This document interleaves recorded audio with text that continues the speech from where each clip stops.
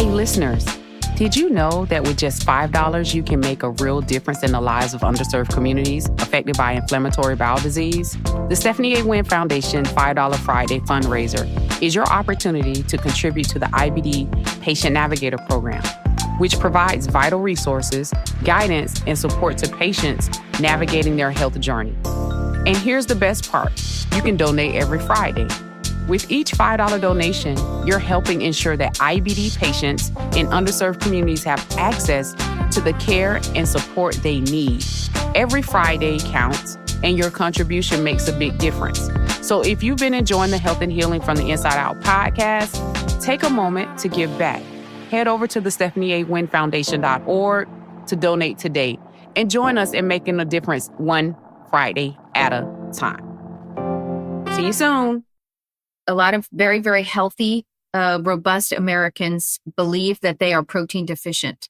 And so what big food and what industry does is they create a problem or a fear, and then they give us the product or the service to take care of the fear or the problem. Welcome to the Health and Healing from the Inside Out podcast with Stephanie A. Wynn, an online health and wellness podcast where I, your host, will provide weekly wellness tips about inflammatory bowel disease, specifically Crohn's and ulcerative colitis. The Health and Healing from the Inside Out podcast is a mixture of special guest interviews from healthcare professionals, IBD survivors, Crohn's survivors, ulcerative colitis survivors, and community thought leaders. Be sure to select the subscribe button and let's start the health and healing process from the inside out.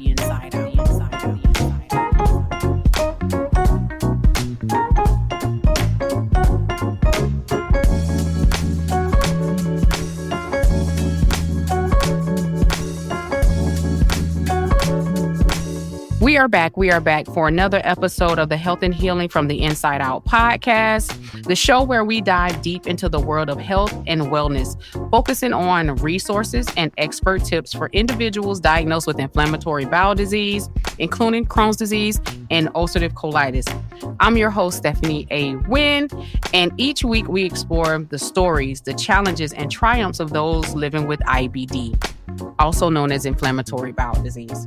So along with insights from healthcare professionals that are dedicated to improving patient outcomes, today I am super thrilled to have joined with us the wonderful Wendy Wesley, who will be sharing her expertise on diet and nutrition. And so we're super excited to have her here. And this important conversation will shed light on how we can all navigate the better health from the inside out. So let me introduce Wendy. Wendy Wesley is a Tampa Bay registered and licensed dietitian and nutritionist who works to improve the health of the community. In her private practice, she helps individuals and families with weight loss and chronic disease management. She owns and operates the St. Pete Cooking School, where she teaches easy weeknight, nutrient-dense cooking to her students. In 2022, 2023, and 2024, she was voted a finalist and winner of the Best Nutritionist by the readers of Creative Loafing Tampa Bay. Wendy is a food policy activist who writes, speaks, and podcasts about chronic disease and nutrition insecurity to local and statewide audiences. Her articles, recipes, interviews, and cooking demonstrations have been featured in the Washington Post, San Francisco Chronicle, Reader's Digest, Tampa Bay Times, and every media outlet in Tampa Bay. She is a former Baycare Hospital System clinical dietitian. Wendy earned a Master's of Science certificate in human nutrition from Iowa State University, a Bachelor's of Science in nutrition from the University of Northern Colorado, and a Bachelor's of Arts in journalism from the University of Central Florida. Wendy, welcome to the show. Thank you. I'm happy to be here. Thanks for having me. Absolutely. I couldn't wait. I was super excited to have you with us, even though we're preparing for, a hurricane. And so we're just going to move right along and get through this as we always do, right? I'm super excited. I have some really good questions. Before we get into it, I just want to ask this question. What made you get into diet and nutrition, Wendy? I have been cooking since I was about 8. And I spent the first 20 years of my career in marketing, public relations for nonprofits. And I was working as a fundraiser at St. Anthony's Hospital here in St. Pete. And I noticed there were these people called dietitians, and they were helping patients with food.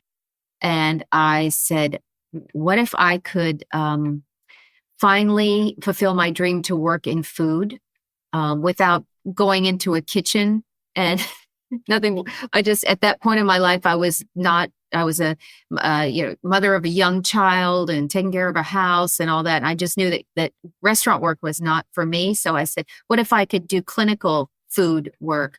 So the people at the hospital were incredibly generous. Nurses, doctors, dietitians, you name it, PT, all of them. They let me shadow them. Everybody at that hospital said, yes, come watch what I do. And I shadowed people for about a year. And I said, okay, I'm going to go back to school. I'm going to get the degree and I'm going to become a registered dietitian. And then that hospital, St. Anthony's, hired me and I worked for them for about 5 years in clinical nutrition. Wow, that is amazing.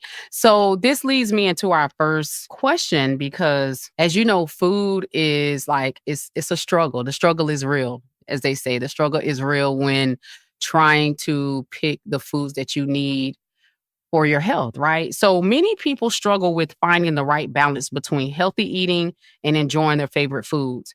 How do you guide your clients to create sustainable, realistic eating habits without feeling deprived? Right. I know that human beings will only be miserable for so long. And then we will say, to heck with this, to heck with you, to heck with it all. I'm going right back to what I know and what I like and what is easy. And so we make slow changes. And in the hospital, what we do is we identify a problem and then we create an intervention. And that's I hate that word, but it's the intervention is, what are we going to do to fix the problem? And so with my patients and clients, we come up with a couple of very, very easy, slow changes that you practice for a while. And the sweet spot is when you're on autopilot, where you're automatically reaching for the new choice instead of the old choice. And the reason you reach for it is because it makes you feel good and it fills your belly and it keeps you full. And you get to this place where you're sick and tired of being sick and tired of ultra processed foods. And the foods that are minimally processed and whole and as they come to us from nature, give us satiety, give us health, give us vitality and energy. And that's when I start to see changes in my patients and clients because they start feeling amazing. That is awesome. See, and that's one of the things is that like we're really at the Stephanie A. Wynn Foundation, our goal is really to help this IBD community with, their diet and nutrition because, I diagnosed 6 years ago with inflammatory bowel disease, specifically Crohn's disease, and we're malnourished. We have malabsorption issues. And so our goal is really not just to bring awareness, but to really give them some solutions to the challenges that we face, right? And so, which leads me to my next question, like, in your practice, have you encountered specific challenges that patients from maybe marginalized communities face in accessing nutrition? And how do you work with them to overcome these barriers? So if they don't have access to nutrient-dense foods or whole nutritious foods? Yeah, there are, I hear from a lot of folks that I think the belief, and I try and somewhat clear up the belief that nutritious food is always very, very expensive food. And I understand that the access to nutritious food, the whole complement of nutritious food can be limited in communities. But I've done grocery store, this sounds crazy, store tours in like a Family Dollar of how there are foods in Family Dollar and other discount grocery stores. I shop at Save-A-Lot on purpose because I need to keep my brain and my shopping skills sharp because I need to walk the talk. So to show people that there are a lot of very nutritious foods in stores like Save-A-Lot and Family Dollar that won't break the bank. And so I have found a whole world of meal ideas, snack ideas, and food ideas at all the Save-A-Lots around town and Family Dollar. Less so Family Dollars, but a Save-A-Lot is a complete grocery store. And there are like, and again, I think it's more of like knowing where to go to access those nutritious foods. We're in South St. Pete. So when you take, so let's just say First Avenue South and 34th Street. If you go from First Avenue South and 34th Street South all the way to 26th Avenue South, there's only like corner stores and gas stations, right? So there's no grocery store within that radius. I'm just saying 34th Street South from First Avenue to 26th Avenue. There isn't. There isn't anything there. And so that's an issue. And so now we have a food desert. But then you have Aldi not too far right after 26th Avenue, right? And so which leads me to the next question is, in today's world, we have so much conflicting information about what constitutes a healthy diet and what are some of the biggest nutrition myths that you've encountered, and how do you help people cut through the confusion to make informed choices when it comes to their diet? I believe that big food likes when we're confused. When the consumer is confused, there are record profits to be made. One of the biggest problems I see is that we have been told that we are a protein deficient nation, and there isn't anything further from the truth, unless we for our malnourished patients. Some elderly patients. I treated a lot of elderly patients at St. Anthony's with malnutrition. A lot of that was due to depression or ill-fitting dentures. I worked the oncology floor, and I saw a lot of malnutrition, and that was from treatments. But we have been led, a lot of very, very healthy, robust Americans believe that they are protein deficient. And so what big food and what industry does is they create a problem or a fear, and then they give us the product or the service to take care of the fear or the problem. And the product or the service is protein powders and protein foods that are fortified with protein, like protein bars, protein granola, made with extra protein. And over and over and over again, our nation's scientists have said Americans are getting enough protein. Enough already. We're fine. What we're not getting enough of is fiber. I always say, I made up these words, we are an over-proteinated nation and we are an under-fiberated nation. So I think that the next trend in nutrition is going to be fiber. You're going to see a lot of fiber supplements out there. You already see fiber gummies and you already see fiber products. And so where I will try and drive that conversation is I want people to get fiber from whole food, because when you obtain your fiber from whole food, you also get the minerals, the vitamins, the micronutrients, and you also get these good fibers that feed the microbiome that a gummy may not feed. And so we want the quick and the dirty and the shortcut, and we want to pop a gummy and call it good. But the truth is, human beings are meant to chew large amounts of food. We have these big molars back here, just like cows, and we are built, our entire GI from tip to stern is built to eat and process plants that contain fiber. And I like to help people figure out how plants can fit into their lives. Absolutely. And you said something that really resonated with me is that getting the fiber from whole foods, like, and not, these supplements, because sometimes I went down that rabbit hole too in the beginning when I was diagnosed. I'm taking the soluble the fiber that you pour in the drink, the powder. Then my gut is swollen. Like, it's like I'm just bloated. Then I remember taking a Fiber One bar. I went to the store and got these Fiber One bars. They look like granola bars. So for those that see them in the store, and I'm like, oh, they were so good. And then I ate one. And then I ate another. Then I ate another. And it was like, I've eaten like half of the box. But man, when it was time for me to go, I was like sick. Because not knowing what I was doing, I'm like, oh, this is so good. Yeah. This is so good. They put the craisins in them and the cranberries and they dress it up and they make it seem good, but not reading the labels, like not knowing what's in this stuff. And so like you said, that getting the fiber from whole foods, because we did it back in the 80s. In the 80s, we were getting all of our food from vegetables. Like my grandparents, my grandmother would cook. And I remember like my grandmother and my aunt, we could not get off of from the table unless we ate all of our food.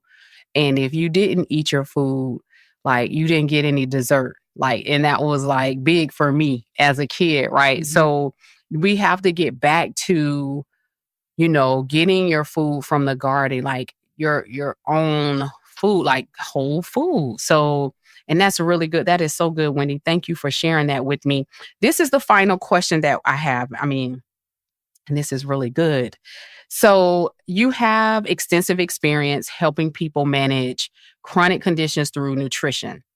Can you share some key dietary strategies that have been the most effective in reducing inflammation and supporting gut health for those living with maybe IBD or IBS?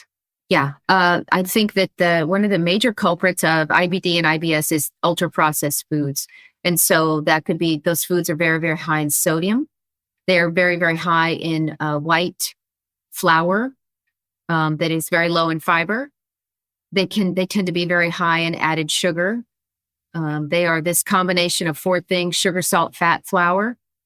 And enough of that causes chronic inflammation. We're always in an inflammatory state when those kinds of foods are very high. So I came up with something called the 3-3 method. It's 3/3 method. And I did it so that my clients and patients could, in a store or wherever, quickly flip over a carton or a package of food and make an evaluation of the label very, very quickly. And what we're looking for is, I'd like for the food per serving. This is important. The most important thing on the label is to know, what is my serving size? How much of the food are we talking about?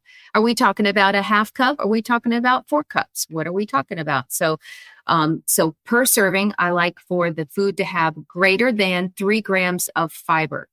So that's higher, greater than 3 grams of fiber. And I like for that food to have lower than 3 grams of added sugar. And that word added is very, very important. On our new nutrition facts label, consumers said to Big Food, we want to know how much sugar you're putting in our food. And Big Food said, we would really rather not tell you that. We would like to keep that in the shadows. And they fought and they fought and they threw a lot of money at it, lots of lobbying, lots of money. And it took a long time, but eventually they lost and consumers won. And so now they must tell us how much added sugar is in the food.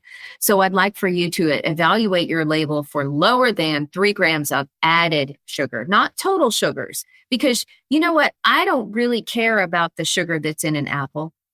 I'd like for you to eat the sugar that's in an apple, because all of that sugar is bound up in fiber, and it's bound up in vitamin A and vitamin C and water and a lot of other good things. I'd like for you to be mindful of let's say 15 grams of added sugar in your Apple Jacks. Okay. And that's a distinction, because an apple is a whole food, an Apple Jack cereal. And I'm not trying to throw this food under the bus, because all foods fit. But when we're talking about added sugar, that's kind of a quick, like apple has 0 grams of added sugar because it comes to us from nature.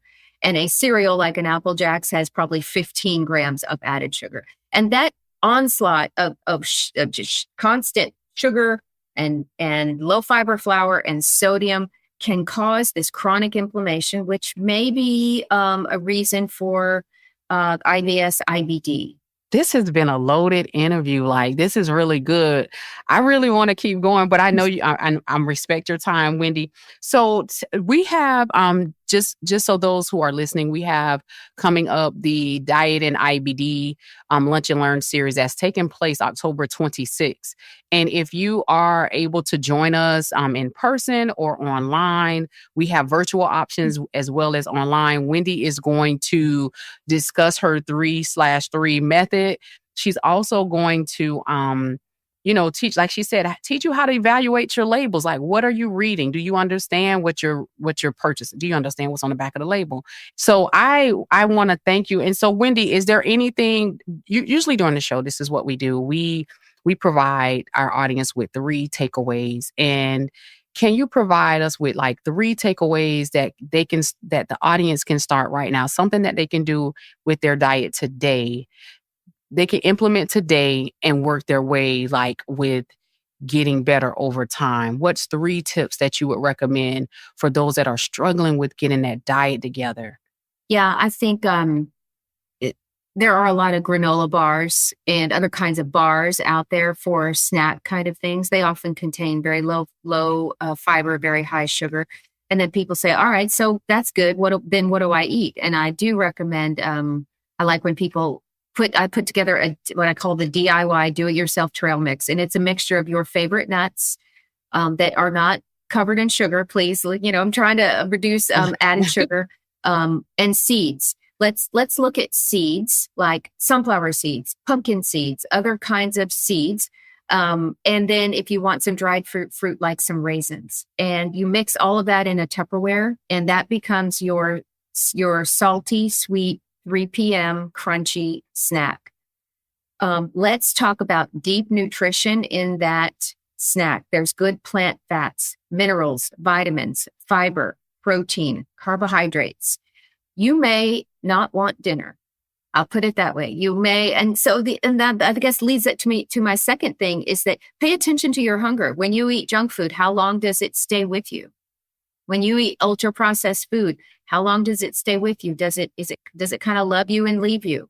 Are you back in the break room, back in the kitchen 90 minutes later? Let's pay attention to how long food takes care of me, because nutrient dense foods will provide satiety. And because the reason you feel good and full is because your body says, thank you, Stephanie. You gave us something we can work with. You gave us nutrition, vitamins, minerals, and we're going to reward you without being hungry. That's how we reward you. We say you're full and you're satisfied and you have energy. So 1, pay attention to hunger. 2, let's maybe choose some whole foods, some nuts, seeds, and dried fruit instead of bars. And then lastly, to take on a position of empowerment and to say, it's me against big food, and I get to choose what goes in my body. Powerful marketing messages don't decide what I eat. I decide what I eat. And I love to educate people because I want people to feel like they have control over what they eat, not big food marketing. This is really good. Thank you so much. So did you all get that? 1, pay attention to your hunger. 2, eat more whole foods like snacks. And she gave you an example. Get your favorite nuts without the sugar. Get some seeds, pumpkin seeds, and sunflower seeds, and even some raisins, dried raisins, right? And 3, take action and empower yourself. You're going to take the initiative to eat right and not get so consumed with the marketing. We can go down that marketing issue with big food because we are visual beings. We don't know it if we don't know it, right? And so like you said, you like to teach so that they don't go down that hole of the big food marketing. They can take back their health and say, hey, I have better choices, and I don't have to eat certain foods. I can eat more nutritious foods that will help me get better so that I can have better health outcomes. And so that's our goal here at the Health and Healing Podcast, is so that we can give these tips like you provided, Wendy, to our audience so that they can have better health outcomes and it doesn't break the bank. With that being said, Wendy, you definitely have to come back to our show. I really appreciated you coming in today, just taking your time. I know you have a busy schedule, but is there what is a way for the people can follow you and get in contact with you, your website? Yeah, my website is my name. It's wendywesleynutrition.com. And I also have a cooking school, and I take groups. So I take preformed groups. So friend groups, corporate groups, church groups, whatever kind of group, put together a menu, and we can cook in your home, or we can cook at one of my 2 church kitchens or at Daystar. So I just love to get people together and we cook a big meal and then we sit down and we eat what we cook. That is great. We got to get our friends group together. Mm-hmm. Yes, because that's something that we really need to do. That would be such a good deal. Mm-hmm. Awesome. Well, it has been a pleasure. Thank you so much for tuning in to the Health and Healing Podcast. I am your host, Stephanie A. Wynn. Until next time, peace. Thank you so much for tuning in to the Health and Healing from the Inside Out podcast, an online health and wellness podcast where I, your host, Stephanie A. Wynn, will provide weekly wellness tips about inflammatory bowel disease, specifically Crohn's and ulcerative colitis. Be sure to select the subscribe button and let's start the health and healing process from the inside out.